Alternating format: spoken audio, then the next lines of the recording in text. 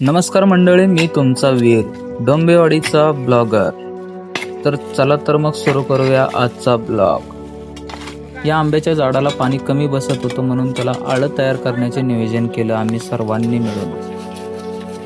ही आमची टीम आणि हा ब्लॉगर वीर.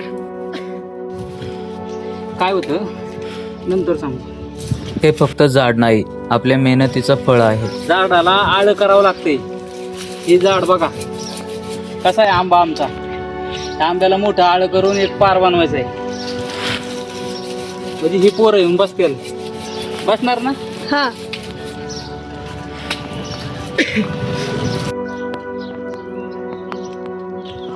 पोरांना लय घाम आलाय, तिथे घाम पुसण्यासाठी बघा योगदान कसं आहे.